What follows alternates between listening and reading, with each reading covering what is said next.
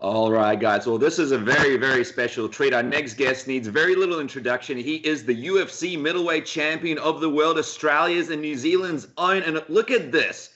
He didn't have to, but he's kind enough to join us over Skype straight out of Sydney. Robert Whittaker, welcome back to Submission Radio. How are you today, man? It's great to have you on this lovely morning. Thanks for having me, guys. Yeah, no, I'm good. Very good. Very, very good. Really, really appreciate it. I imagine this is the big gaming chair. You're in the gaming room. Let's start with the burning question, Rob, that everybody, and I mean everybody, wants to know. Your wife's birthday was just over a week ago. What was the game plan for the day? How did you execute it? What kind of birthday presents are we talking from the middleweight champion himself? Honestly, the best birthday present that I could have given her was just getting a weekend away from the kids. Yeah, I can imagine. I set up some babysitters, like my dad, my mother-in-law, and my sister, and I set it up so that she had about 2 nights, 3 days without kids, and we just stayed in the city, bummed around. It was great. Wow. That's some championship level advice there, because I feel like if you've been with someone for a while, like you have with your missus, you got to kind of constantly get better and better gifts. But I think the key here is have kids, and then you can just get rid of them for a birthday, and that's sort of a present, just a little bit of peace and quiet. Just the basic things. You know what? I think one of the best gifts you can give someone is time, because time's quite valuable. Wow. This interview is getting into more wisdom than I anticipated, Rob, especially on early morning out of Sydney. Well, I mean, speaking of time, I mean, it's been a little bit of time since we've spoken to you, so we've missed you. And the big question is, of course, regarding UFC 236. Before we talk about the fight and what happened itself, set the scene for us. Where exactly did you watch the fights from? Where's your like favorite spot to watch the fights when you know there's an important one on and you want to sort of check it out? Even to be fair, even if there's an important fight on, I still won't watch it. But some people asked me to go down to the Star to watch it, so and meet some people and do some work there. So I went down to the Star and watched the fights there. Let me ask you, what's the mentality behind that? Why is it that you won't watch the big fights? Is it that you only sort of watch them when you need to, I guess, prepare for someone, and so you'll watch it at some point, or you just have no real interest otherwise? I just don't have any interest in it, to be honest. It's just I just feel like there's something else I could do. Sorry. That's all right. That's all good. I just feel like there's just other stuff I could be doing. Like for opponents that I have to fight, and definitely I watch tape and review tape, but only because my coaches insist that I watch this and that. It's just one of those things. It's interesting because before me and Casper started doing Submission Radio, obviously, I'd watch fights all the time. Every weekend, I was obsessed with it. We'd always talk about it. But as we got into doing Submission Radio sometimes, because it's sort of our job sometimes, you don't feel like watching like a Czech Republic fight night card at like 3 a.m. So I'm just wondering, before you became champion and started fighting in the UFC, were you more of a sort of dedicated fan? Like, would you tune in with your mates and watch it more? And do you find that because you are the champion, it's kind of like your job, you've kind of distanced yourself a little bit more from it? No, I've never been huge into watching sports, like, ever. Wow. I like anime. But yeah, I've just never been into it. Like, my father used to watch some old school kickboxing back in the day, and I watched like a bit of Zambitis and Pa and Carnage and stuff growing up. But that was mainly just because he would have it on and I would watch it with him. But apart from that, it's just not something I enjoy doing, to be honest.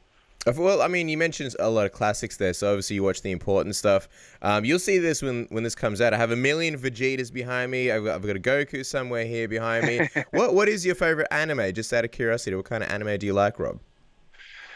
Oh, mate, like there's so many, and I've watched so much. I spent the better part of my youth just wasted away in front of the screen. There's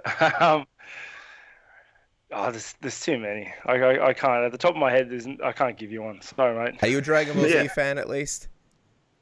Yeah, but there's a debate whether you would call that anime. Oh, Rob, wow! Don't upset me. But I really do like Dragon Ball Z though. I think it's great. I think it's drawn out a little bit. Yeah. Oh, yeah. Of course. But Yeah, watching Dragon Ball Z starts to become a job.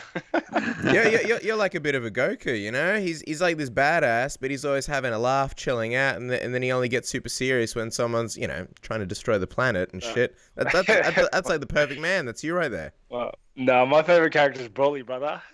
Oh, wow. I wouldn't have picked that Just from you. He's insane. Intense anger. I love him. Can't forget the perverted old man as well. That guy's a classic. Well, if you did sort of compare yourself to a character from any of your favorites, do you see a resemblance to yourself and any character that comes from a real series that you enjoy? Oh, that's hard to say because The hard-hitting questions here on submission. Yeah, well, we're not gonna lie. Yeah, because like most of anime is bullshit, right? Like one dude can fly or not. It's hard for me to relate personally to those sort of guys. Yeah, you know what I do like? I do like the sports one, Bucky, the grappler. That's a pretty solid show, and that dude's always just striving to get better and just beat people up. Okay, yeah. I can definitely see where the resemblance to yourself comes from. Let's talk about obviously UFC 236. You mentioned you're at the lovely Star Casino watching UFC 236, and funnily enough, Israel Adesanya, obviously another man who loves anime. What did you think about his win over Kelvin Gastelum over the past weekend? I thought that was a great fight. I thought it was a wonderful fight to watch. I thought both fighters showed a lot of heart. They went in there and they put on, you know, a lot of people have been saying it, and I'm on board with that. It's probably the fight of the year. What did you make of? There was a point in the fight where Kelvin Gastelum was, you know, having a lot of success. It looked like Israel was sort of on shaky legs, and then he chose to kind of shoot in. And a lot of people are critical about that moment because they believe that Kelvin should have stayed up there and should have kept throwing strikes, and they believe he might have been able to get the finish. What did you think about that point in the fight? Do you think Kelvin might have made a strategical error there? Yeah, I think it was a poor decision, but it's easy for me to say on the outside. Yeah. Who knows how he was feeling and what was going through his head while he was doing it. Yeah, I guess like from the outside, like it looked like a bad decision, but like I said, I wasn't in there. What would you say your biggest takeaway was, and the biggest thing you learned about Israel was coming away from that fight? Anything new that sort of stood out to you? Anything new that you learned about him? Nothing new at all. I feel that fight showed exactly what I've been saying the whole time. I think he's great, but he doesn't like getting hit. He doesn't look great going backwards, and I just don't think he's as good as he thinks he is. Like, and let me be clear. Like, that's not putting it on him because I know he gets very upset whenever I say anything negative about him. But I'm saying it was a great fight. He showed a lot of heart, and he's amazing. But like, yeah, he got hit. He got hit and he got hurt. And if Gastelum can hit and hurt him, I can hit and hurt him. Because we know you've obviously prepared for Gastelum. You were supposed to fight him in Melbourne. Based on what you saw in this fight, and this is a bit of a difficult question, but who do you think is kind of the tougher test for you personally? Do you think a Kelvin Gastelum would have been a tougher test than this possible Israel Adesanya fight for you? Definitely. No, now, I'm not saying that Adesanya is an easy fight for me. I just think stylistically he matches up much better with my own style.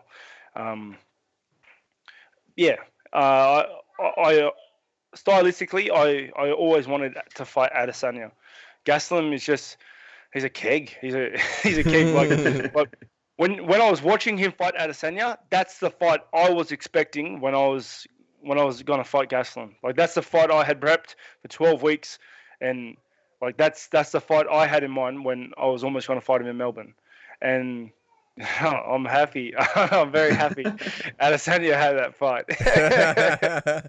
He took him out of there, sort of, I guess, for you. It's crazy because you had the two wars with Yoel Romero, and now Gastelum had this war, or Israel had this war with Gastelum. Do you think that you and Israel Adesanya will sort of be another war, another massive war in your career? No, there won't be a war. No, not with me and him. It's going to be short and sweet, brother. Trust me. You think it'll be a little bit more one-sided? I guarantee you. Let me ask you this. You mentioned that you always saw, I guess, these holes in Israel's game, and you weren't surprised that Kelvin was able to get in on him. What do you sort of attribute that to? Because we see Israel as obviously a phenomenal striker. He's got a great striking pedigree. But what would you attribute, I guess, the fact that Kelvin was able to close the distance on him and sort of get past reach? We saw that with a lot of fighters who have come from, I guess, big striking backgrounds, and then, you know, it's obviously different in MMA. Oh, definitely. That's what Kelvin does. Kelvin's like one of the shortest guys in the roster, like in the 185 division. You know, like he either has to learn how to get in, or he gets smashed. Like, and he's done that with every fighter. Every fighter he's come in has been taller than him. You know, and he gets in, he lands that left and drops him. And like, I knew he was going to do that. He's very subtle in the way he does that. He's very good. He's very crafty, and he's good, and he's great at doing that, at subtly closing the gap and landing that left hand. I knew he would be able to do that. Did I know he was? Did I think he would be able to do it for the 5 rounds? Who knows? You know, did I think Adesanya was going to wear it and keep going? Didn't know, but I did know that he will close the gap, because that's how Adesanya fights. Adesanya fights planted and lean back, because he takes great advantage of his height, which is the right thing to do with someone with that body type. A lot of people sort of impressed with Adesanya going for a couple of submissions. How did you rate his grappling in this one? Yeah, I think he's very dangerous. I think his body type, is definitely with his body type, he can definitely attack things in a crafty way. He's definitely dangerous in a few positions. But like, it's hard to say, because Gastelum wasn't actively grappling him very well. You know, I don't know how tired he was, or what was the plan, or if he was rocked, or how he was going. But he wasn't putting on a show of his own grappling. You know. Mm-hmm. It's funny, because leading into your Gastelum fight, and I guess over the last few fights, people have been asking, including ourselves, people have been asking about Israel for the longest time. But of course, with you, you're always focused on the opponent at hand, and you don't really pay mind to anybody else. Now that Israel is the interim champ, have you been able to sort of set your sights on him? Does it feel to you like, yep, he's the next guy, this is the guy that I'm fighting, this is the guy that I can focus on now? Yeah, definitely. As soon as once him and Gastelum were lined up to fight each other, I started preparing for Adesanya, because I had spent the longest time preparing for Gastelum. You know, I could go back to that. So I started preparing for Adesanya. And now that he's won, like, obviously all my sights are set on him and focusing on, you know, exploiting his weaknesses. He's in an interesting position as well, because he's someone that, like, Dana White had a meeting with, and it looks like the UFC are really keen to push him, and sort of they see him as this next big star. But then you're a big star in Australia, and you're the champion. Do you feel like sometimes people sort of look too forward into the future when they talk about a guy like Israel? That's just the nature of the sport. That's just the nature of the company, of the culture of the sport. It's like, you see someone that's a prospect, everyone jumps on the bandwagon until, you know, it either falls off the rails or it doesn't. Like, that's just how it is. What was it like for you, I guess, sort of, you know, sitting back and then seeing him during fight week kind of take some of these jabs at you, talking about what he would have done in the past however many years if he was champion? And I think in the past he sort of, I don't think he ever hit it, but I think in the fight week scrum he was asked, I believe, by John Morgan, sort of, you know, are you taking, you know, little stings at Robert Whittaker? And he said, I'm taking jabs. It feels like almost the tension has slowly risen, at least on his side. Yeah, mate, it's hard to say. It's hard to say. How he uses his spotlight and the attention he's given is on him. If he wants to use his spotlight to throw jabs at me and to talk about me, I'm all for that. That's fine. That works for me very well. You know, but I've been using my spotlight in a positive way. I've been trying to push. I have educational programs here in Australia, and I'm trying to push educational programs in New Zealand coming up. And like, I'm using my spotlight for the better of everyone, for the better of myself, for the better of everyone around me. I'm trying to do things bigger than the game. I'm not sitting here talking about other men. Like, it's yeah, but you know, it's fine. Like, I'm happy with that. All he's doing is selling the fight. Like, You do that. You do you. I'll do me. And then we'll meet in the octagon. And words won't have much of an effect there. Well, we remember that when you guys first met, we were there, and he said something along the lines of you smelling nice, and it looked like you guys really kind of got along there. When it comes down to fight week, I guess he might be the first person that actually ever comes after you verbally, because we haven't really seen too many people trash talk you before, Rob. You mentioned that, that it would be a good thing, sort of, if he's doing a bit of trash talk. Do you imagine that has any effect on you at all during fight week? Is it more of a positive for you? You laugh a lot of stuff off, so it doesn't seem like a lot of it could really stick. Yeah, it's like, I don't know. It might be Australian culture, because, like, I have thick skin. It takes a lot to get under my skin. Like, and to be fair, I honestly don't care. Like, I just don't care. People think I'm the nice guy, and it's like, I'm not being nice. I just don't care. Like, what you're saying, that doesn't faze me, because I don't think about it. I don't think about you when I go home. I don't think about you ever. Like, ever. And, like, obviously I've got in trouble. Like, UFC want me to do more things, and different reporters and journos try to push the fight. They try to push tension and create a rise out of me. But, like, the thing is, I just don't care. Like, you sell the fight. I'll rock up and put it on you. Like, it doesn't matter. When you say the UFC want you to do more things, because I remember in Adelaide we spoke to you about sort of like media and this perception that you didn't want to do media, and you clarified that. You said you're happy to do any media as long as it doesn't interfere with your training. Has that sort of been sorted out with the UFC, or are they still like trying to get you to do ridiculous things? It was a miscommunication, honestly, because the only time I have any problem with media is when they want to go somewhere or to do something, and to that effect. I've always been open to media. I do any media they put in front of me, as long as it doesn't clash with my training program. Because, like I said then, and I'm saying it now, it's like, you either want me to win fights or you want me to do media, and I can't do both. We want to quickly bring up this. When we spoke to Israel a long time ago, he said, me versus Rob, it's like Australia versus New Zealand. But obviously, you're part New Zealand. You're from New Zealand. How do you sort of see this fight? Because from his perspective, he sees it as a battle of nations, Australia versus New Zealand. But in a lot of ways, you're both the New Zealand and Australian UFC champion. Yeah, no, I think that's ridiculous, because I'm very proud of my Australian culture and my Māori heritage. Like, it is ridiculous. You can't take my country from me.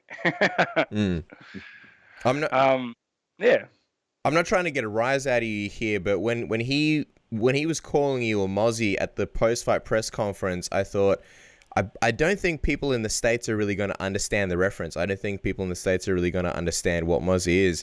What exactly is Mozzie, and what did you think when he was saying that about you at the post-fight presser? I think it's like a Australian Māori, isn't it? Like half-half. That's half what cast. I think. Yeah. I don't take offense to it, to being called a Mozzie at all, because that's what I am. But I think it's absolutely ridiculous when he called me a fake Mozzie. Like, it's like, there's no, how can I be a fake Mozzie? Like, how? If I'm a fake, what does that make him?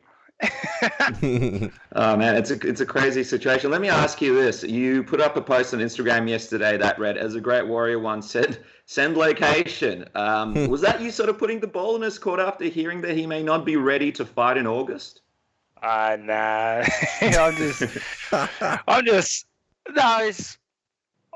I get spurts of inspiration, and I think this would be funny, and then I put it up, and but the ball is kind of in his court. Like, I said, I'll be ready for August, and I want to fight in August, because I want the fight here in Sydney, because I think that's around the time the Sydney card or an Australian card is due. So I'm getting ready. Hope he heals fast. I was going to say, what was your reaction when you saw that Dana White wanted to not only bring it here in Australia, but of course, I don't think he confirmed Sydney. Sydney's what we've been hearing as well, but that he wants to do it in a stadium, not an arena. Or obviously Rod Laver Arena is great if they came to Melbourne, but he wants to do it in a massive stadium. What do you think about that? Yeah, that's great. It will sell out. Like anywhere we fight is going to sell out. Like, every time I fight on an Australian card, it sells out. So yeah, I want it here. I want it here. Third time's the charm.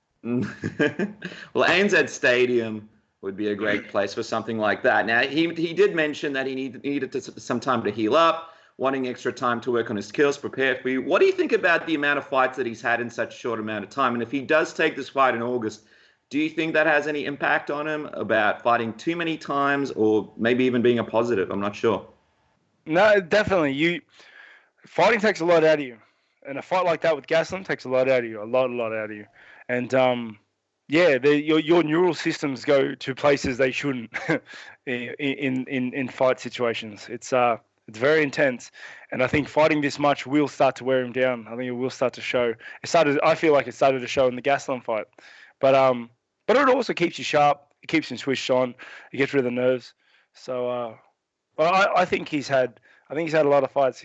That last fight was a war, and yeah, I intend to exploit that. When you say it showed in the Gastelum fight, in what ways? For laymen's like us, what exactly did you see? What signs did you see? Well, when he got hurt, he just didn't want to be there. He just didn't want to be there. That's what I saw. He just looked like he did not want to be there. But then I could be mistaken. Who knows? If he can't make this August timeline, obviously Jacare is fighting in a couple of weeks. He's been trying to get this title shot. The UFC have apparently promised one after Israel if he wins. Would you be open to fighting someone else in Australia, or is the fact that this is such a big fight in a stadium show too much to pass up, and you'd be willing to sort of schedule it for later? I fight when my body's healed, and I've never picked my fights. I fight anyone they put in front of me. And when my body's healed, I'm going to fight someone. And whoever that is. If Jacare is watching this right now in his head, he's going, so he's saying there's a chance. Jacare is a hard fight. Well, I mean, and you already have him on your record. You already own a win over him. I want to talk about the body in just a second, but before we do, you also put in that Instagram post, #Jon Jones can wait. What did you make of that whole saga of sort of, between him and Jon Jones recently? They were originally interested in fighting each other, sort of somewhere down the line. Jon Jones looks like he's not that interested anymore. I think Jon Jones will kill him. Yeah. I think it's silly. But then I think Israel just kind of takes jabs and bites at everyone, doesn't he? Like, yeah, it's got a big It kind of looks like Jon Jones is kind of geared up for this fight because his division is a little bit quiet. What do you kind of make of him kind of pursuing it over and over and over? Do you just kind of see this as him seeing a big payday for himself while he's sort of waiting for like a DC or someone to free up? Yeah, it's hard to say. It's hard to say. He's kind of cleaned out his division. It's one of those things. Like, yeah, we'll have to wait and see. Once I'm gonna fight Adesanya, and then then I'll be a little free myself.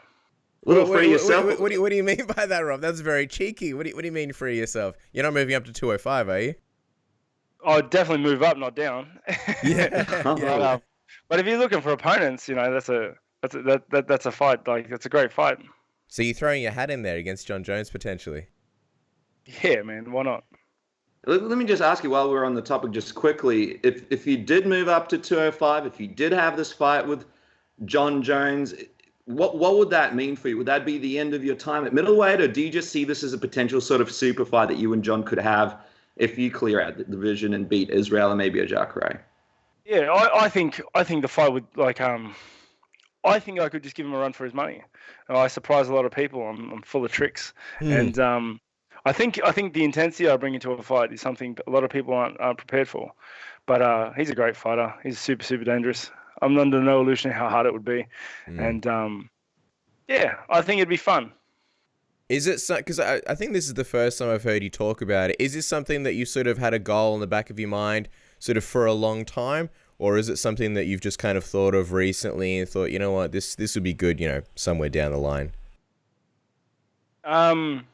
Yeah, well, while I was making my run through the middleweight division and fighting in the division, it's very hard for me to plan outside of the division. I obviously my all my focus has been on the division and doing work there and making waves and making moves there. But seeing Jon Jones looking for opponents, and then the idea of moving up doesn't, I don't hate that idea. Does a part of you get annoyed that like your name was never in the mix? I mean, you're the champ. You've had so many great performances against guys like Yoel Romero, guys who look like they'll be moving up. Is it annoying that no one sort of brought your name into the mix until you just mentioned it now? Not really. I've never led them to think that I was going to do something like this or that I was open to the idea. I feel like it'd be very poetic. You were sort of the dark horse in the middleweight division when you made your debut. I still remember you sitting there with Michael Bisping and Rockhold at Fight Night 55 in Sydney. Now here you are wearing the gold. If you were to move up to 205, it would be such a crazy shock to everyone, and we'd get a massive super fight. Got to ask though, it's kind of crazy that we're even talking about you fighting soon because you said when your body is ready, when your body is healed. I saw an interview you did with Nick Walshaw for the Daily Telegraph. You spoke about the twisted bowel, the internal hernia you had, the throat infection you got right at the end, I think, as you were leaving the hospital. Apparently, you even lost 7 kilos. Physically, was this the hardest thing that you've ever had to go through in your MMA career? Definitely. It was definitely the hardest thing I've had to do because once all the physical effects hit me and I couldn't train, had the throat infection. I was sick. Couldn't move. Wasn't able to walk very much. That takes a toll on you mentally. And then it was like one of the hardest things mentally I had to get through. And in saying that, I'm a much better person now for it. Like I'm much stronger. I'm much more resilient. Stuff like this coming through adversity like this makes you weathered. I guess in some ways it makes you stronger, right, mentally for sort of coming through something like this, right? Definitely. Nothing can beat me down. I know that in another interview, a few weeks ago, you described yourself as a marshmallow when you got back into training. How are you feeling now? Are you sort of back to 100%? How is the training going? Yeah, I'm back at full training and I'm training with the boys and it's hard. It's hard work, coming back off an injury where you literally cannot move, can't lift anything, can barely walk. It was 4 weeks until I could start walking. So, wow. It was, it was hard, and it's still hard. It's a hard road, but it is what it is. I'm not afraid of hard work. Just quickly, 4 weeks of walking, man. What was that like? Were you sort of just bedridden for that entire time? And what was it like, I guess, to finally walk again? I imagine you would have never been happier than at that moment to be walking again.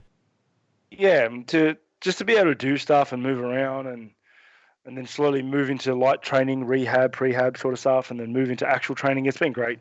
It's been great to be at training again. It's what I'm meant to be doing, Well, Rob, I'll tell you what. We're happy to see you healthy. It's an exciting time for everybody in the sport. So many fun fights. As we wrap up, we always have to ask you this question. In the meantime, while we wait for this Israel Adesanya fight to come to fruition, what is Robert Whittaker playing right now on the computer? Hit us with it. What's the game? What have you been playing? And can people catch you online in it? I did a stream of ESO a little while ago, and it was a bad stream though. It looked like Minecraft. But yeah, my internet was trash. But I've been playing. It's funny. I've been playing Fallout 4. Mm-hmm. The game never gets old. You go in and you just make all new decisions and you learn new things. But yeah, no, I'm enjoying that role playing a different character. Dude's so evil. I'm so evil. It's funny as. Wait, your character's evil? Yeah, so evil. I'm making it a point. If there's a dick option, I pick it every time. It's every time I pick it. I have to. If I can steal from you, I'm going to. Wow.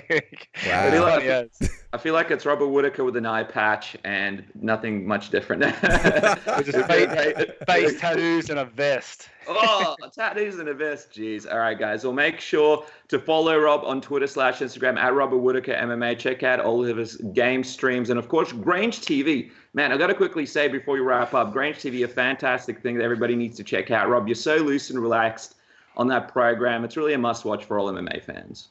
Thank you for that. Yeah, we try to keep it really loose and just have good conversations, good chats. You know, I let viewers in on a little bit of my like inner thoughts, I guess. Your parkour background. Yeah, exactly that. Exactly that. Thank you so much, champ. Can't wait to see what happens next. Thanks so much for coming on to Submission Radio. Thank you, boys. Appreciate it so much. Thanks for having me. Thanks for the time, Thanks, Rob. mate. Bye-bye. Thank you so much. Thanks for popping on Skype. Take care. Easy, mate. Too easy. Take it easy.